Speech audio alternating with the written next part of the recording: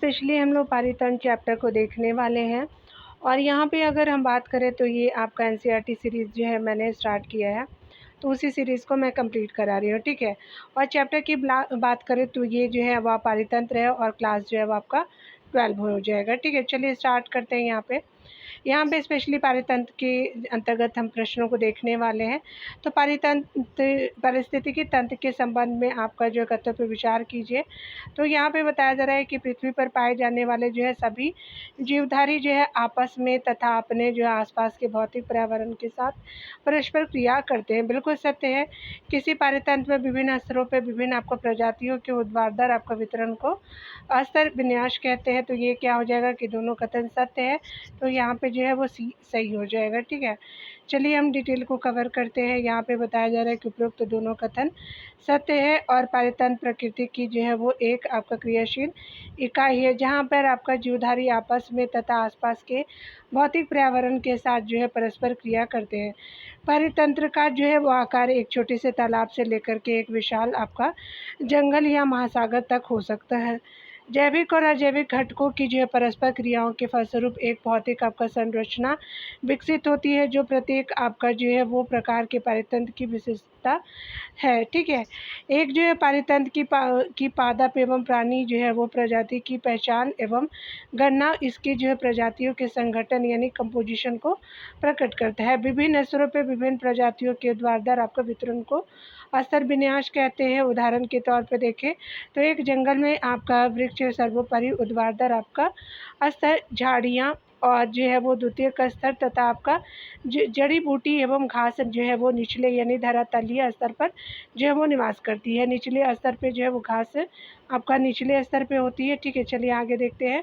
यहाँ पे बताना है आपका जो है वो पारिस्थितिकी आपका तंत्र के आपका जो है वो प्राथमिक उत्पादन को परिभाषित करता है। तो ये स्पेशली निम्नलिखित में से कौन जो है वो कथन पारिस्थितिकी तंत्र के आपका जो है प्राथमिक उत्पादन को परिभाषित करता है। तो ये जो है वो प्रकाश संश्लेषण के दौरान जो है पादपों द्वारा एक आपका निश्चित समय अवधि में आपका जो प्रति इकाई क्षेत्र में उत्पन्न की गई कार्बनिक सामग्री की मात्रा हो जाएगी। तो यहाँ पे क्या हो जाएगा, 2 का ए सही हो जाएगा। यहाँ पे बताया जा रहा है क्या कि प्राथमिक आपका उत्पादन प्रकाश संश्लेषण के दौरान पादपों द्वारा एक आपका निश्चित समय अवधि में प्रति इकाई क्षेत्र में जो है वो आपका उत्पन्न की गई आपका जैव मात्रा या कार्बनिक सामग्री है, ठीक है।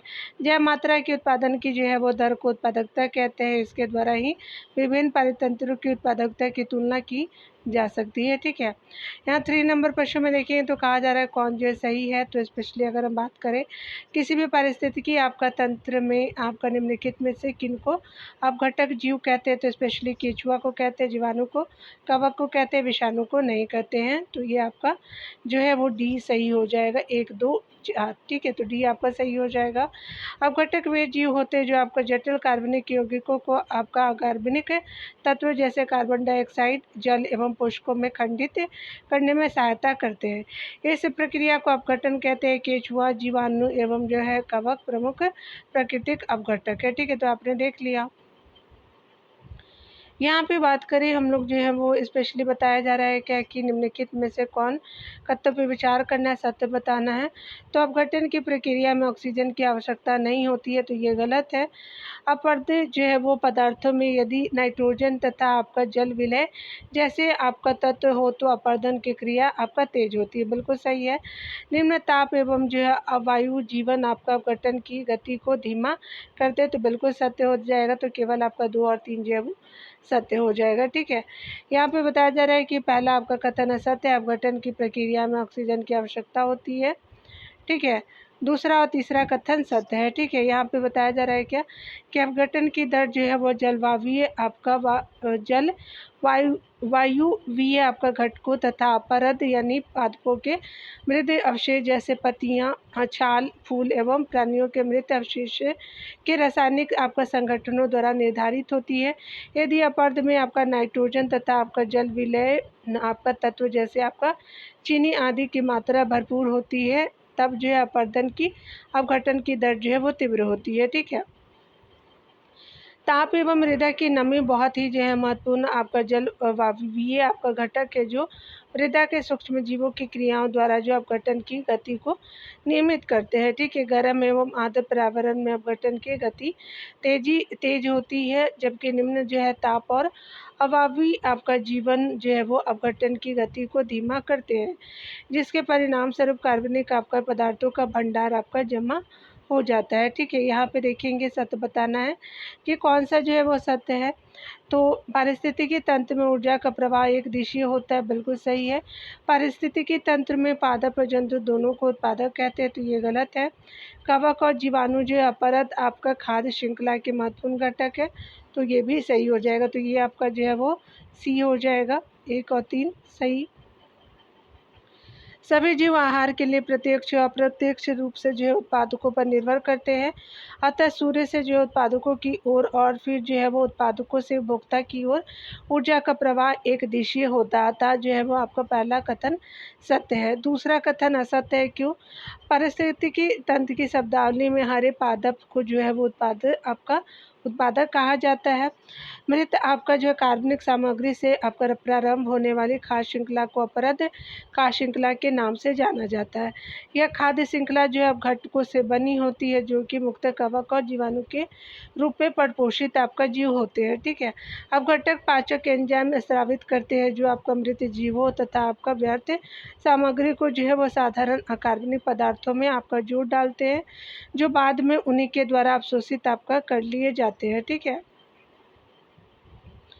यहाँ पे बताया जा रहा है क्या कि अगर हम बात करें 6 नंबर प्रश्नों में, तो पारिस्थितिकी तंत्र में खाद्य श्रृंखला के अंतर्गत जो है निम्न पोषण स्तर से आपका उच्च पोषण स्तर में ऊर्जा का जो है वो कितना प्रतिशत भाग स्थानांतरित होता है, तो 10% भाग होता है, तो आपका जो है वो 6 का बी हो जाएगा। यहाँ पे बताया जा रहा है कि खाद्य श्रृंखला में जो है वो प्रत्येक निम्न जो है पोषण स्तर से जो है उच्च पोषण स्तर में केवल 10% ऊर्जा का ही जो है स्थानांतरण होता है। सबसे महत्वपूर्ण बात यह है कि उत्तरोत्तर आपका पोषण स्तरों पे ऊर्जा की मात्रा घटती जाती है। खाद्य श्रृंखला के प्रत्येक पोषण स्तर पर जीव अपने ऊर्जा की आवश्यकता के लिए निम्न पोषण स्तर पर आपका निर्भर रहता है। ठीक है, 7 नंबर प्रश्न में देखेंगे तो कहा जा रहा है क्या कि निम्नलिखित में से किस पारिस्थितिकी तंत्र की उत्पादकता सबसे कम है, तो समुद्र की है, तो यहाँ 7 का डी हो जाएगा। ठीक है, दिए गए आपको विकल्पों में सबसे आपका कम उत्पादकता जो है वह समुद्र की होती है। संपूर्ण जीवमंडल की वार्षिक आपका कुल प्राथमिक आपका उत्पादकता का जो भार 170 बिलियन टन आपका आंका जाता है। ठीक है, यानी कुल प्राथमिक उत्पादकता का भार की बात करें तो पृथ्वी की धरातल पर लगभग जो 70% भाग समुद्रों से ढका हुआ है। इसके बावजूद इनकी जो है उत्पादकता केवल 55 आपका बिलियन टन है। शेष जो है वो आपका मात्रा भूमि पर पैदा होती है। ठीक है, 8 नंबर प्रश्न में बताया जा रहा है कि एक खाद्य आपका श्रृंखला में निम्नलिखित में से सर्वाधिक संख्या किसकी होती है, तो उत्पादक की होती है, तो 8 का ए हो जाएगा। किसी भी खाद्य आपका श्रृंखला में उत्पादक जो है सर्वाधिक संख्या में होते हैं। ठीक है, यहाँ पे 9 नंबर प्रश्न में देखेंगे तो कहा जा रहा है कि पारिस्थितिकी पिरामिड के जो है संबंध में कौन सा कथन असत्य है, तो यह एक समय पर एक ही जो पारिस्थितिकी तंत्र में एक कोई भी आपका जीव आपका केवल एक ही पोषण आपका रीति में अधिष्ठित आपका हो सकता है, तो यही जो है वो असत्य है। सत्य कौन है, तो देख सकते हैं कि निम्न पोषण स्तर में ऊर्जा की मात्रा ऊपरी पोषण स्तर से अधिक होती है। आगे बताया जा रहा है कि ऊर्जा पिरामिड सदैव सीधा होता है, अब कभी उल्टा नहीं हो सकता है। ठीक है, समुद्र के जो है वो आपका जैव भार यानी मात्रा के पिरामिड उल्टे होते हैं, तो सभी सही है, लेकिन आपका ये असत्य हो जाएगा। ठीक है, यहाँ पे बताया जा रहा है कि कथन ये असत्य है। एक प्रदत्त प्रजाति एक ही आपका समय पर एक ही पारिस्थितिकी तंत्र में एक से अधिक पोषण रीतियों से अधिष्ठित हो सकती है। ठीक है, उदाहरण के लिए गौरैया जब आपका बीज फल और मटर खाती है तो वह जो है वो प्राथमिक उपभोक्ता है, किंतु जब वह कीटे एवं केंचुओं को आपका खाती है तो वह जो है वो द्वितीयक उपभोक्ता है। इसी प्रकार मानव को भी जो है प्राथमिक द्वितीयक तृतीयक तीनों जो है पोषण आपका रीतियों में शामिल कर सकते हैं। ठीक है, तो यहाँ पे आप देख सकते हैं आगे चलिए हम लोग देख लेते हैं। यहाँ पे बताया जा रहा है क्या कि अगर हम बात करें 10 नंबर प्रश्नों में, तो किसी भी पारितंत्र में सुनिश्चित आपका क्षेत्र की प्रजाति संरचना में उचित रूप से आकलित परिवर्तन को कहते हैं, तो पारिस्थितिकी अनुक्रमण कहते हैं। तो 10 का सी हो जाएगा। ठीक है, यहाँ पे बताया जा रहा है कि सभी समुदाय का जो है वो आपका महत्वपूर्ण लक्षण पर्यावरण के बदलते स्वरूप के साथ इसके संगठन और संरचना में आपका निरंतर परिवर्तन होते रहते हैं। यह परिवर्तन क्रमबद्ध और भौतिक पर्यावरण के जो है परिवर्तन के समानांतर होते हैं। अतः यह परिवर्तन एक समुदाय को गठित करता है जो कि आपका पर्यावरण से संतुलन के नज़दीक है। उसे जो है वो चरम समुदाय कहा जाता है। एक सुनिश्चित क्षेत्र की प्रजाति संरचना में उचित रूप से जो है आकलित आपका परिवर्तन को पारिस्थितिकी अनुक्रमण कहते हैं। ठीक है, 11 नंबर प्रश्न में देखें तो कहा जा रहा है कि पारिस्थितिकी आपका तंत्र में निम्नलिखित में से कौन सा जैव भार जो है वो खाद जो है वो जैव भार खाद आपका पिरामिड उल्टा हो जाता है, तो स्पेशली समुद्र होता है, तो 11 का डी हो जाएगा। तो यहाँ पे बताया जा रहा है कि समुद्र में जो है वो जैव भार के जो है वो खाद पिरामिड प्राय उल्टे होते हैं, क्योंकि मछलियों की जैव मात्रा आपका पादप प्लवकों की जो है जैव मात्रा से बहुत अधिक होती है। ठीक है, तो आपने देख लिया। 12 नंबर प्रश्न में देखेंगे तो कौन सा सत्य है, तो चलिए यहाँ पे देख लेते हैं। पारिस्थितिकी जो है वो अनुक्रमण के संबंध में, तो अनुक्रमण की प्रक्रिया वहाँ आपका शुरू होती है जहाँ सजीव नहीं होते। बिल्कुल सही है।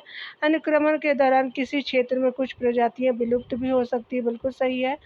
पारिस्थितिकी अनुक्रमण का वितरण वानस्पतिक आपका परिवर्तन पे आपका केंद्रित होता है, तो ये भी सही हो जाएगा। तो यहाँ पे क्या हो जाएगा कि आपका सत्य जो है वो सभी हो जाएगा, तो डी हो जाएगा।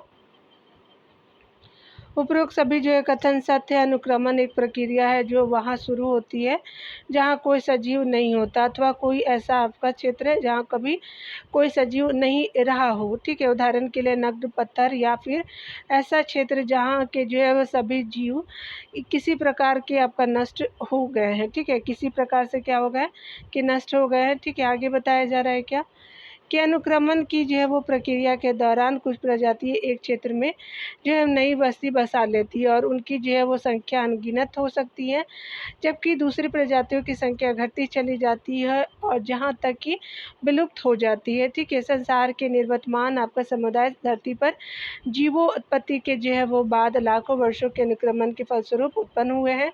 वास्तव में अनुक्रमण एवं विकास उस समय आपका समानांतर प्रक्रियाएँ थी। ठीक है, साधारणतः पारिस्थितिकी अनुक्रमण का वितरण पारिस्थितिकी परिवर्तन पर केंद्रित होता है, जबकि बाद में ये जो है वानस्पतिक परिवर्तन विभिन्न प्रकार के जानवरों के खाद्य और शरण आपका स्तर पर प्रभाव डालते हैं। ठीक है, 13 नंबर प्रश्न में देखें तो कहा जा रहा है कि पारिस्थितिकी तंत्र में तत्व के चक्रों को क्या कहते हैं, तो जैव भू रसायन चक्र कहते हैं, तो बी हो जाएगा। तो 13 का बी हो जाएगा। यहाँ पे बताया जा रहा है कि किसी भी पारितंत्र में जीवों की जो है लगातार वृद्धि, प्रजनन एवं जो विभिन्न कायिक जो है क्रियाओं को संपन्न करने के लिए लगातार पोषकों के संभरण की आवश्यकता होती। मृदा में विद्यमान आपको पोषकों की मात्रा जैसे कार्बन हो गया, नाइट्रोजन, फास्फोरस, कैल्शियम आदि को अस्थायी अवस्था के रूप में संदर्भित आपका किया जाता है। यह विभिन्न प्रकार के पारितंत्र में आपका में जो है वो विभिन्न प्रकार के जो पारितंत्र में आपका भिन्न होते हैं और साथ ही आपका मौसम पर आधारित होती है। एक पारितंत्र में जो है वो विभिन्न घटकों के माध्यम से जो है वो पोषक तत्व की गतिशीलता को पोषक चक्र या जो है वो जैव भू रसायन चक्र कहते हैं।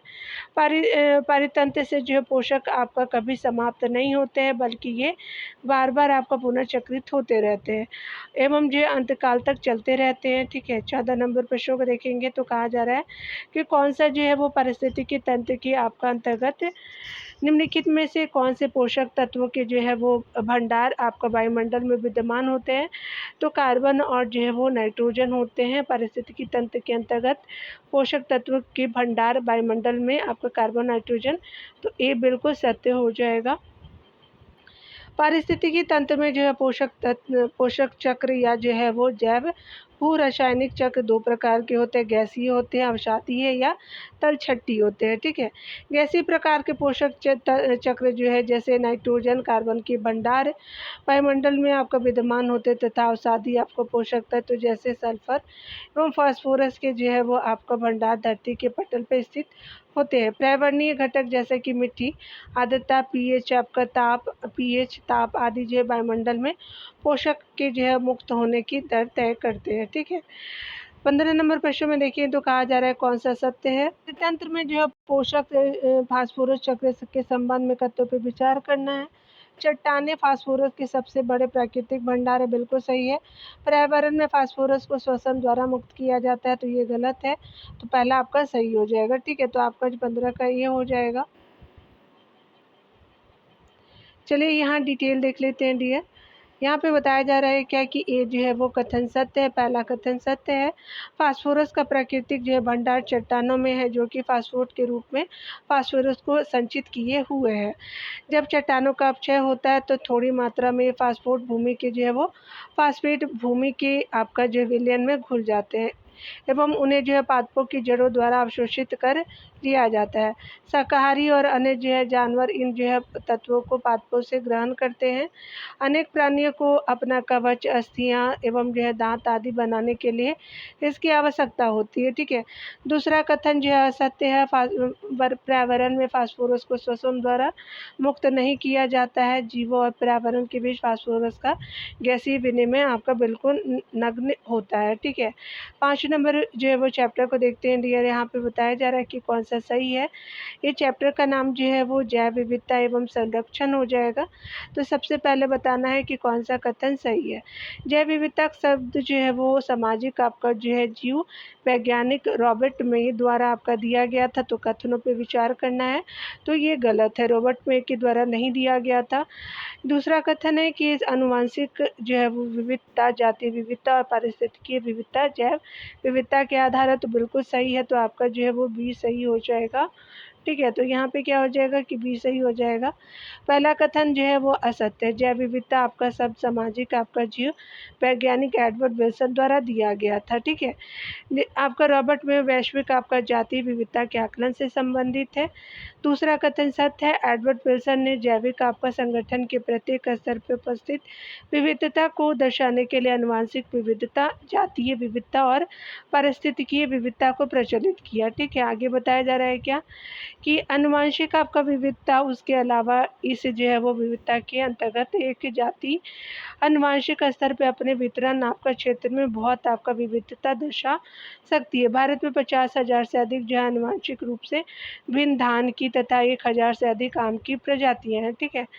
जातीय भी जो है वो विविधता की बात करें तो स्पीसीज आपका जो है डाइवर्सिटी की बात करें तो यह जो है विविधता आपका जो है विभिन्नता जाति के स्तर पर है। जैसे भारत में पश्चिमी घाट की उभयचर जातियों की जो विविधता पूर्वी घाट से अधिक है, ठीक है। पारिस्थितिकीय विविधता की अगर बात करें, ये विविधता जो है पारितंत्र आपका स्तर पर होती है।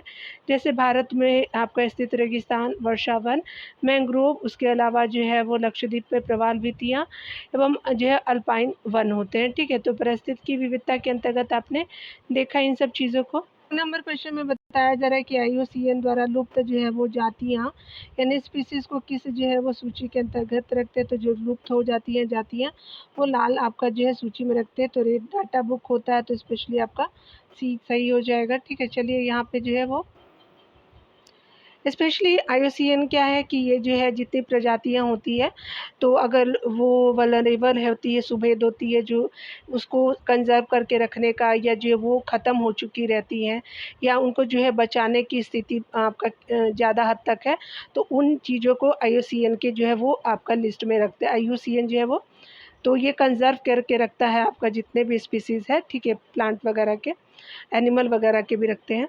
IUCN द्वारा जो है लुप्त आपका जातियाँ यानी स्पीसीज़ को लाल सूची में आपका रखा जाता है, ठीक है, क्योंकि ये लुप्त हो चुके हैं, ठीक है। इसको बहुत कैटेगरी में भी डिवाइड किया गया है।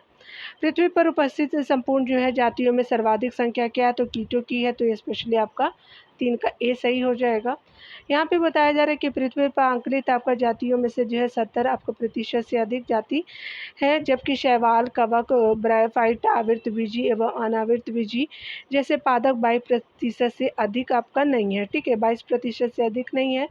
जंतुओं में आपका कीट सबसे आपका जो है वो अधिक समृद्ध जातीय वर्ग समूह है, जो आपका संपूर्ण जातियों के जो है वो 70% से अधिक है। इसका अर्थ यह है कि इस जो है ग्रह में प्रत्येक आपका 10 जातियों में से जो है वो आपका 10 जंतुओं में से 7 जो है वो कीट है, ठीक है। यहाँ पे बताया जा रहा है कि पादपों एवं प्राणियों की अधिकतम आपका विविधता पाई जाती है, तो उष्ण कटिबंधीय वर्षा वनों से पाई जाती है, तो 4 का बी हो जाएगा। यहाँ पे बताया जा रहा है कि सामान्यतः जो है वो पृथ्वी पर भूमध्य रेखा से ध्रुवों की ओर जाने पर जो है पादपों एवं जंतुओं की विविधता घटती जाती है। आपका कहाँ से, तो आपका जो है वो आपका जो है इक्वेटर से लेकर के ध्रुव पोल तक, ठीक है।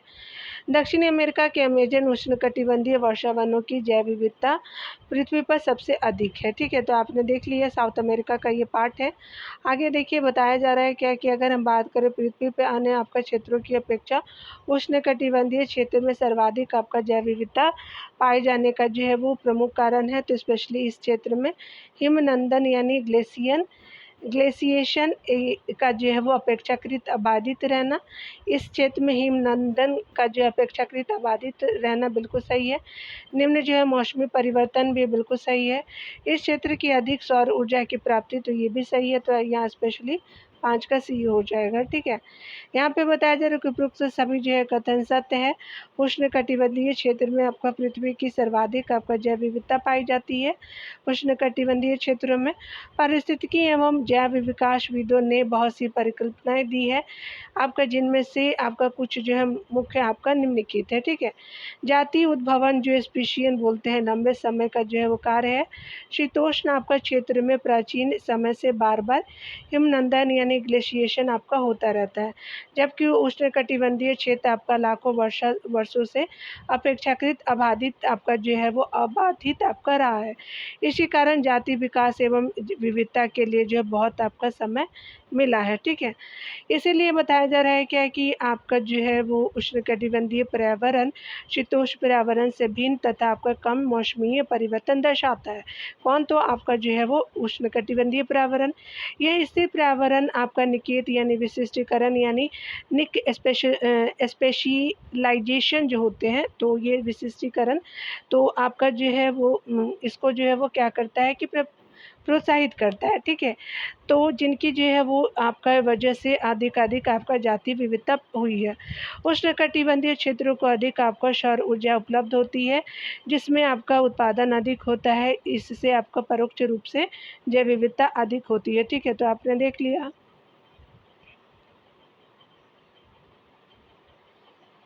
यहाँ पे बताया जा रहा है क्या कि अगर हम बात करें 6 नंबर प्रश्न में, तो निम्नलिखित में से किस क्षेत्र को पृथ्वी का फेफड़ा कहा जाता है? अमेजन वर्षा वनों को कहते हैं, तो आपका 6 का सी हो जाएगा, ठीक है। यहाँ पे देखिए बताया जा रहा है क्या कि अमेजन वर्षा वनों को जो है पृथ्वी का फेफड़ा कहा जाता है। इस विशाल वन में पौधे एवं जो है वो जंतुओं की जो है करोड़ों जातियाँ यानी स्पीसीज निवास करती हैं, ठीक है। आगे बताया जा रहा है 7 नंबर प्रश्न में, तो कहा जा रहा है क्या कि अगर हम बात करें निम्नलिखित में से जो है कौन से आपका जो है वो जैव विविधता के ह्रास का सर्वाधिक प्रमुख कारण है? तो आवासीय क्षति एवं विखंडन हो जाएगा, तो 7 का डी हो जाएगा। यहाँ पे बताया जा रहा है कि आवासीय जंतुओं एवं पौधों के विलुप्तीकरण का सबसे जो है प्रमुख कारण आवासीय क्षति है एवं विखंडन भी है, ठीक है। तो 2 कारण है, विखंडित हो जाना, आवासीय क्षति का होना। उष्णकटिबंधीय वर्षा वनों में होने वाले आवासीय आपका क्षति इसका जो है सबसे अच्छा उदाहरण है। एक समय आपका वर्षा वन आपका पृथ्वी के 14% क्षेत्र में फैले थे, लेकिन अब ये जो है वो 6% से अधिक क्षेत्र में नहीं है, ठीक है। तो आपका 6% हो गया है वर्षा वन पृथ्वी के, ठीक है। यहाँ पे देखिए बताया जा रहा है कि कौन सा सही है, तो किसी भी आपका भौगोलिक क्षेत्र में जैव जो है विविधता की क्षति के लिए जिम्मेदार हो सकते हैं। तो आवासीय जो है वो क्षति एवं विखंडन, अतिदोहन, सह विलुप्तता हो जाएगा। शाकाहार को बढ़ावा देना ये नहीं है, तो आपका 1, 2, 3 हो जाएगा। तो यहाँ पे क्या हो जाएगा, बी जो है वो सही है। जाति विलोपन की जो है वो बढ़ती हुई क्षति आपका मुख्य रूप से मानवीय क्रियाकलापों के कारण है। इसके जो है प्रमुख 4 कारण हैं। आवासीय क्षति एवं विखंडन है, अतिदोहन है, विदेशी आपका जातियों का आक्रमण है और सह विलुप्तता है, ठीक है। 9 नंबर प्रश्न में देखेंगे तो कहा जा रहा है क्या कि यहाँ पे जो है बात करें, यहाँ पे हम बात करें आपका जैव विविधता के हॉट स्पॉट आपका क्षेत्र के संबंध में आपका विचार करना है। यहाँ पर जो है जातीय समृद्धि बहुत अधिक होती, बिल्कुल सही है। यह केवल उष्णकटिबंधीय क्षेत्रों में ही पाए जाते हैं, तो ये गलत हो जाएगा। आगे बताया जा रहा है कि इन जो है वो क्षेत्रों को आपका जैव विविधता संरक्षण के स्वस्थानिक यानी इन सीटू आपका संरक्षण के अंतर्गत शामिल किया जाता है। तो बिल्कुल जो है वो आपका 1 और 3 जो है वो सत्य हो जाएगा। तो चलिए 1 और 3 जो है वो स्पेशली हमारा जो है वो सी ऑप्शन में सत्य हो जाएगा, ठीक है। यहाँ पे बताया जा रहा है कि केवल आपका पहला और तीसरा कथन सत्य है। जैव विविधता के हॉट स्पॉट वे क्षेत्र है जहाँ पर आपका जातीय समृद्धि बहुत अधिक है और उच्च स्थानिक यानी एंडेमिज्म आपका जो है जातियाँ होती है, यानी उच्च स्थानिक को बोलते हैं इंग्लिश में, जो आपका अन्य स्थानों पर आपका नहीं होती है। संसार के सारे हॉट स्पॉट आपस में आपका मिलकर के पृथ्वी के 2% से भी कम है, ठीक है। आगे बताया जा रहा है क्या कि हॉट स्पॉट क्षेत्र जो है मुख्यतः आपका उष्णकटिबंधीय क्षेत्रों में पाए जाते हैं। ये क्षेत्र उष्णकटिबंधीय से बाहर भी आपका विस्तृत है। हॉट स्पॉट क्षेत्रों का जो है वो संरक्षण स्वस्थानीय आपका संरक्षण के अंतर्गत आता है, ठीक है ना। 10 नंबर प्रश्न में देखिए तो बताया जा रहा है क्या कि निम्नलिखित में से कौन सा जो है हॉट स्पॉट आपका क्षेत्र भारत में विस्तृत है। तो स्पेशली आपका पश्चिमी घाट तो श्रीलंका बिल्कुल सही, हिमालय भी है, इंडो बर्मा का क्षेत्र भी है और आपका सुंदरलैंड भी है। तो प्रयुक्त तो आपका सभी सही हो जाएगा, तो 10 का डी हो जाएगा। यहाँ पे बताया जा रहा है कि भारत में आपका जैव विविधता के जो है वो उपयुक्त आपका चारों हॉट स्पॉट क्षेत्र विस्तृत है, ठीक है। तो आपने देख लिया 11 नंबर प्रश्नों को देखेंगे तो कहा जा रहा है क्या कि आपका निम्नलिखित में से कौन से जो है जैव विविधता आपका संरक्षण के स्वस्थानीय यानी इंस्टीट्यूट संरक्षण आपका जो है पद्धति के अंतर्गत आते हैं। तो ये स्पेशली आपका जो है वो चलिए यहाँ पे देखते हैं यहाँ पे क्या आता है कि यहाँ पे राष्ट्रीय उद्यान है, जैव मंडल आपका आरक्षित क्षेत्र है जो बायोस्फीयर बोलते हैं, और जो बायोस्फीयर रिजर्व जो है ये भी है, और वन्यजीव संरक्षण भी है यानी वन्यजीव अभयारण्य भी, वनस्पति उद्यान नहीं है। तो यहाँ पे क्या हो जाएगा कि सी बिल्कुल सत्य हो जाएगा, ठीक है। तो यहाँ पे सी हो जाएगा। जैव विविधता संरक्षण के स्वस्थानीय यानी इंस्टीट्यूट आपका संरक्षण जो है पद्धति के अंतर्गत राष्ट्रीय उद्यान, वन्यजीव अभयारण्य, जैवमंडल आरक्षित क्षेत्र, बायोस्फीयर आपका रिजर्व आते हैं, ठीक है। यहाँ 12 नंबर प्रश्न में देखेंगे, बताना है कथन को। यहाँ पे बताना है कि जैव विविधता संरक्षण के जो है वो बायोस्थानिक यानी एक्सीटू जिसको बोलते हैं संरक्षण विधि के जो है वो संबंध में नीचे दिए कर्तव्य विचार करना है। तो इस पद्धति के अंतर्गत संकटपन्न आपका पादप और जंतुओं को उनके प्राकृतिक आवासों में संरक्षित आपका किया जाता है, तो ये गलत है। जंतु उद्यान, वनस्पति उद्यान और जो है जीव सफारी का निर्माण भी इसी के अंतर्गत किया जाता है। तो आपका जो बाह्य स्थान है बिल्कुल सही है, और ये जो है पहला वाला इन सीटू आपका हो जाएगा।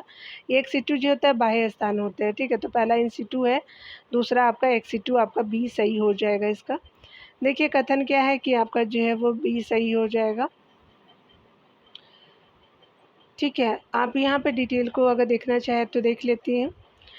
पहला कथन असत्य है। संकटपन्न आपका पादप और जंतुओं को उनके प्राकृतिक आवासों में संरक्षित यानी स्वस्थानीय यानी इंस्टीट्यूट आपका संरक्षण विधि से किया जाता है, ठीक है।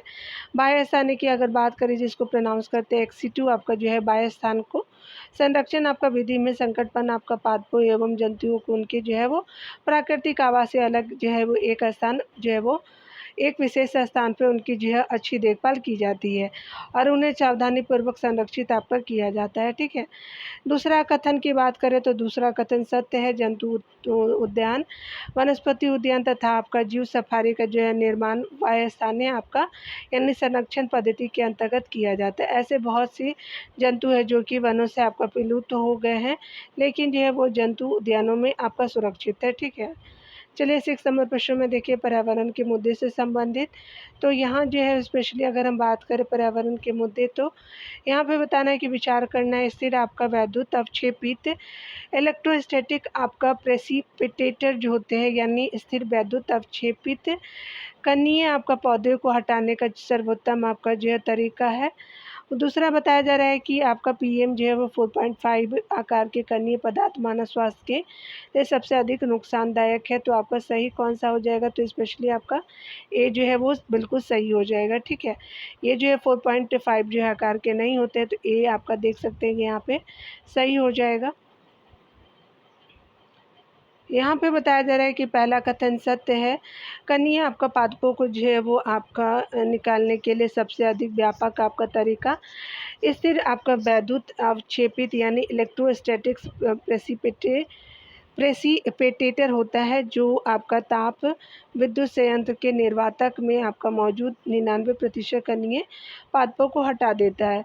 स्थिर आपका जो वैद्युत अवक्षेपित में जो है वो एक इलेक्ट्रोड तार होता है, जिससे होकर के जो हजारों आपका वोल्ट गुजरता है तथा यह कोरोना उत्पन्न करता है और इससे आपका जो इलेक्ट्रॉन निकलते हैं, ये जो इलेक्ट्रॉन आपका धूल के आपका कणों से सट जाते हैं और इन्हें जो है वो ऋण आवेश प्रदान करते हैं।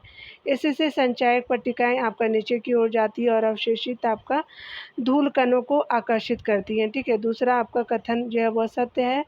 क्यों? क्योंकि केंद्रीय आपका प्रदूषण नियंत्रण बोर्ड सीपीसीबी के अनुसार 2.5 जो है वो आपका माइक्रोमीटर या जो है कम व्यास के आकार यानी PM 2.5 के जो है कणीय जो है पदार्थ मानव स्वास्थ्य के लिए सबसे अधिक नुकसानदेह है।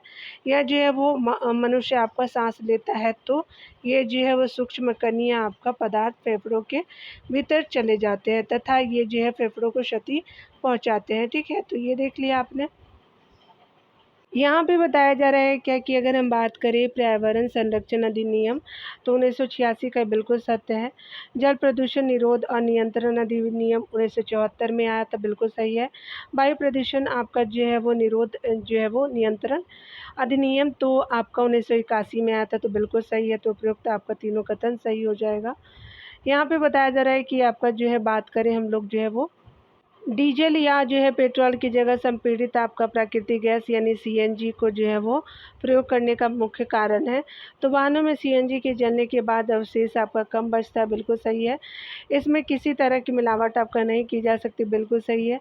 सीएनजी गैस का जो है पेट्रोल आपका डीजल से सस्ता होता है, बिल्कुल सही है। तो सही उत्तर जो है वो तीनों कथन किस में है, तो यहाँ पर आप देख सकते हैं कि सी जो है वो सही हो जाएगा। ठीक है, यहाँ पर क्या हो जाएगा कि सी जो है वो सही है। देखिए यहाँ पे बताया जा रहा है क्या कि डीजल या पेट्रोल की जगह जो है वो संपीड़ित आपका जो है वो या प्राकृतिक आपका गैस सीएनजी प्रयोग करने के प्रमुख कारण है।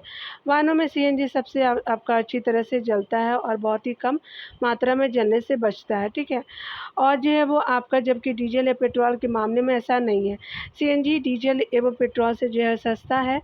सीएनजी की जो है वो चोरी नहीं की जा सकती और डीजल या पेट्रोल की तरह इसे जो है अपमिश्रित या मिलावट आपका नहीं किया जा सकता, जो डीजल और पेट्रोल में किया जाता है। ठीक है, इसका जो है मुख्य आपका संगठन मीथेन होती है। उसके अलावा इसकी जो है वो इसके अलावा इसमें जो है वो इथेन और प्रोपेन आपका जो गैसें भी होती हैं। ठीक है, सीएनजी जो है वो चूँकि प्राकृतिक आपका गैस का जो है वो संपीड़न आपका रूप है, इसलिए संपीड़न से आपका हानिकारक गैस का उत्सर्जन काफ़ी कम होता है। इस कारण से ये पर्यावरण हितैषी ईंधन हो जाएगा। ठीक है, यहाँ पे बताया जा रहा है, चलिए जो है वो 4 नंबर प्रश्न में देखिए तो कहा जा रहा है कौन सही है। यहाँ 4 नंबर प्रश्न में कहा जा रहा है कि कौन सा कथन सही है। जलाशय में काफ़ी मात्रा में पोषकों की उपस्थिति के कारण प्लवकीय शैवाल की अतिशय आपका जो है वृद्धि को शैवाल प्रस्फुटन कहते हैं, बिल्कुल सही है। शैवाल प्रस्फुटन से आपका जल की गुणवत्ता पर कोई आपका प्रभाव नहीं पड़ता, तो ये गलत है। पहला जो है वो सही हो जाएगा। ठीक है, ये सही हो जाएगा। चलिए आगे हम लोग देखते हैं। यहाँ पे बताया जा रहा है कि पहला जो है कथन सत्य है। जब आपका जलाशय में काफ़ी मात्रा में पोषकों की उपस्थिति पाई जाती है, तब इन जो है पोषकों के कारण प्लवकीय आपका यानी मुक्त प्लावी शैवाल की अतिशय आपका वृद्धि होती है। इसे जो है वो शैवाल प्रस्फुटन यानी अलगल ब्लूम कहा जाता है। शैवालों की वृद्धि के कारण जलाशय का जो है वो रंग विशेष जो है प्रकार का हो जाता है। ठीक है, दूसरा कथन जो है वह सत्य है। शैवाल प्रस्फुटन के कारण जल की आपका गुणवत्ता घट जाती है और जलीय आपको परितंत्र पर गंभीर दुष्प्रभाव पड़ता है। कुछ प्रस्फुटनकारी आपका शैवाल मनुष्य जानवरों के लिए अतिशय विषैले होते हैं। ठीक है, 5 नंबर प्रश्न में देखेंगे तो कहा जा रहा है कि इसे जो है वो पादप को बंगाल का आतंक कहा जाता है, तो हाइसिंथ को बोलते हैं। आइकोनिया आपका केसी पीस को कहते हैं, तो 5 का बी हो जाएगा। आगे बताया जा रहा है क्या कि हाइसिंथ आपका जो है जल पादप है, जो आपका विश्व की सबसे अधिक आपका समस्या उत्पन्न करने वाला जलीय खरपतवार है। इसे बंगाल का आतंक कहा जाता है। ये जो है पादप सुपोषी आपके जलाशयों में काफ़ी वृद्धि करते हैं तथा आपको पारतंत्र जो है वो गति को असंतुलित कर देते हैं। ठीक है, 6 नंबर प्रश्न में देखिए तो बताया जा रहा है क्या कि अगर हम बात करें निम्नलिखित में से आपका कौन सा कथन जो है वो जैव आवर्धन जो है यानी बायो मैग्निफिकेशन को जो है वो सही तरीके से प्रभावित करता है, तो ये जो है वो आपका सी ऑप्शन सत्य हो जाएगा। खाद्य श्रृंखला में क्रमिक पोषण स्तर यानी ट्रॉफिक आपका लेवल पर आप विषाक्त की जो है वो सांद्रता में वृद्धि होना, तो आपका जो है 6 का सी हो जाएगा। ठीक है, यहाँ पे बताया जा रहा है क्या जैव आवर्धन यानी बायो मैग्निफिकेशन का अर्थ है क्रमिक पोषण स्तर यानी ट्रॉफिक आपका लेवल पर आविषाक्त की सांद्रता में वृद्धि होना। इसका कारण है कि जीव द्वारा जो है संग्रहित आपका अविषालु पदार्थ उपचायित उपापचित या जो है वो उत्सर्जित नहीं हो सकता, और इस प्रकार यह जो है अगले स्तर आपका जो है वो अगले उच्चतर पोषक स्तर पर जो है वो पहुंच जाता है।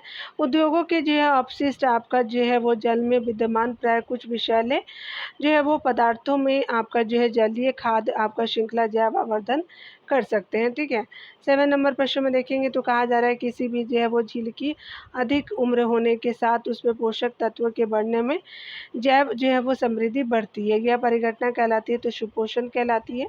7 का सी हो जाएगा।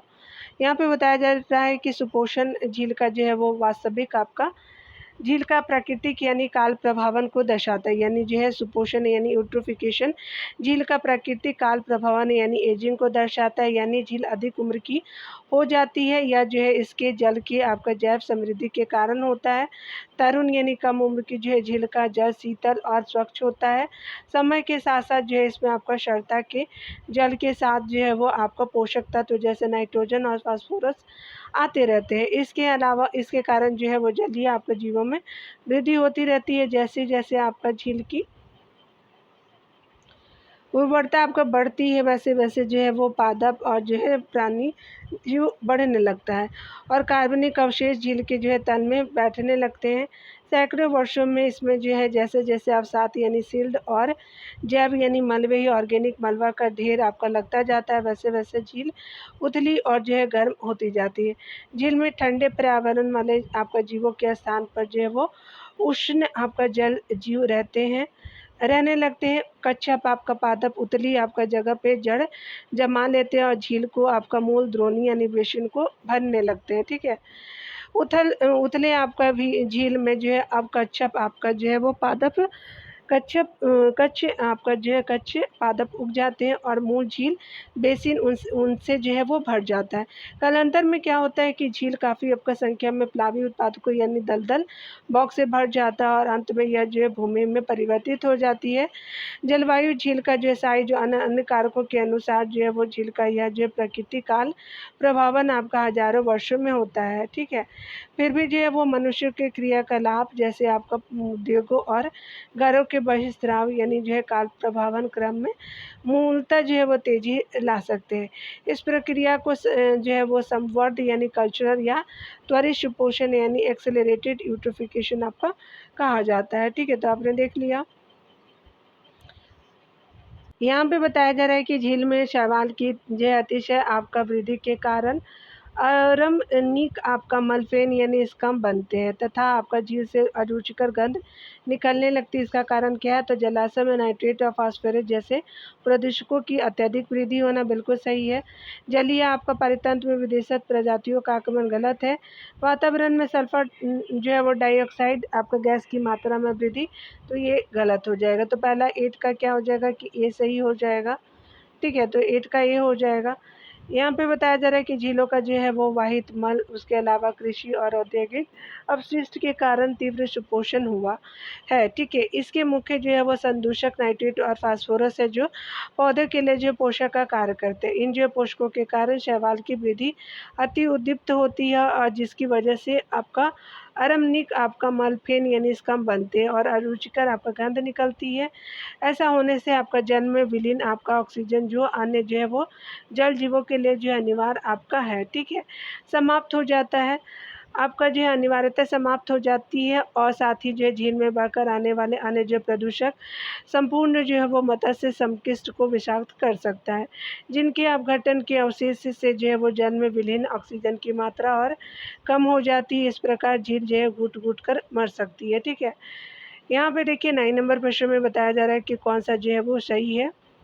यहाँ पे बताया जा रहा है कि अगर बात करें हम लोग जो है निम्नलिखित में से कौन-सी बीमारी प्रदूषक जल के उपयोग से होती है, तो पेचिश अतिसार होता है, टाइफाइड होता है, पीलिया जॉन्डिस होता है, हैजा कॉलरा भी होता है। तो आपका सभी सही हो जाएगा, तो डी हो जाएगा। चलिए यहाँ पे हम लोग देख लेते हैं डिटेल से। यहाँ पे बताया जा रहा है कि हमारे घरों के साथ-साथ जो है अस्पतालों के वाहित मल में बहुत से आपका वांछित मलजनक जो है वो सूक्ष्मजीव हो सकते हैं और उचित उपचारों के बिना आपका इसको जल में विसर्जित करने से मानव को कठिन रोग जैसे आपका पेचिश, उसके अलावा पेचिश, अतिसार जिसको बोलते हैं, टाइफाइड, पीलिया यानी जॉन्डिस, हैजा यानी कॉलरा आदि हो सकते हैं, ठीक है।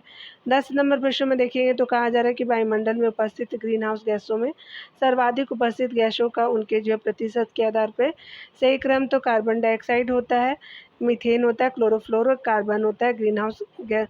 तो ये क्या है कि आपका जो है प्रतिशत के आधार पे तो आपका जो है 10 का ए सही हो जाएगा। देख सकते हैं कि ग्रीन हाउस गैसों में सर्वाधिक आपका जो योगदान कार्बन डाइऑक्साइड का 60%, मीथेन का 20%, सीएफसी का 14%, नाइट्रस ऑक्साइड का 6% है, ठीक है। तो आपने एक्स्ट्रा देख लिया। 11 नंबर प्रश्न में देखिए तो कहा जा रहा है क्या, ग्रीन हाउस जो है वो आपका प्रभाव के कारण पृथ्वी की सतह और वायुमंडल दोनों गर्म हो जाते हैं, बिल्कुल सही है।